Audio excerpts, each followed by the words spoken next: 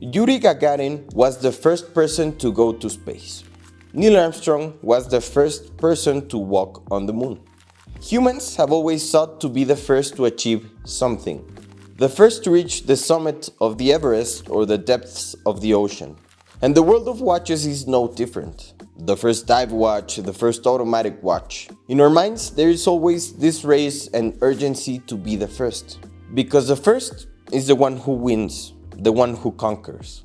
Have you ever wondered why men are fascinated with fast cars? A psychological study suggests that in the early days of our societies, having the strongest and fastest horse meant you would arrive first and be able to plant more seeds, if you catch my drift. From there, it evolved into having the fastest car and being the first.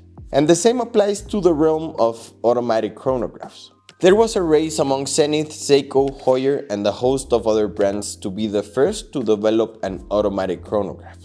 Yes, mechanical chronographs existed, but according to many watchmakers, the system of an automatic chronograph is as complicated, if not more so, than a perpetual calendar or a tourbillon. So why is it so complicated? Simply because the gear mechanism of the chronograph would clash with the automatic system. But let's go back to the race. Just like with the first dive watch, no one can and will agree on who was first. Some say they invented it first. Others claim they assembled it.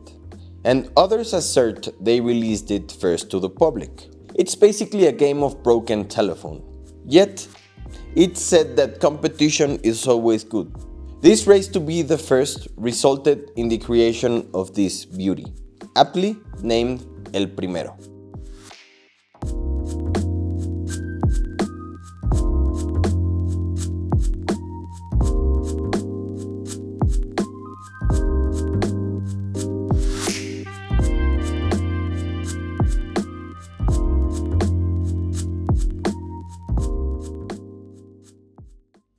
Guys, 92% of you who watch my videos are not subscribed.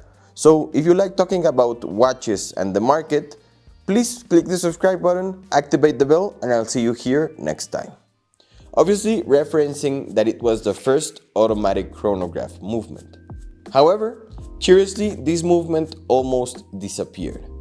In the 1970s, when the quartz crisis hit, many watch companies vanished from the face of the earth. And Zenith decided to focus solely on battery-powered watches. Moreover, all of the blueprints and machinery necessary for creating these movements were to be sold or destroyed, effectively erasing the legendary caliber El Primero from memory. And many people could argue that this is one of the most important movements in history, because it was the heart that brought the life to none other than the Rolex Daytona, one of the most iconic watches in history.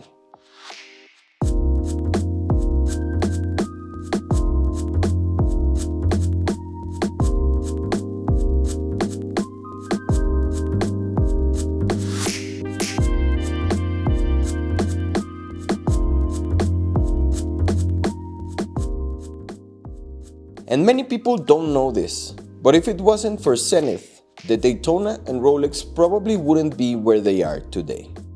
To give you an idea of how complicated this movement was, it had over 280 parts, which obviously made it a significant challenge for watchmakers. So imagine if Rolex said, hey, I really need that movement because it is quite complicated to create one. It gives you an idea of how challenging it was to create an automatic chronograph. So basically, Rolex made some modifications and named it their caliber 4030. But how did the caliber El Primero survive to become a legend? It was all thanks to a man named Charles Bermond, because he decided not to obey orders to destroy anything related to the El Primero caliber, including machinery, dies, molds, and even manuals that describe the manufacturing process, and he hid everything away.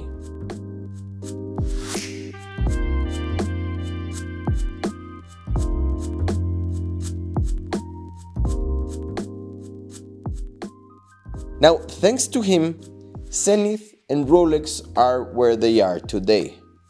A rebel who could see the future, and he had the foresight to recognize that those orders were foolish, if not stupid.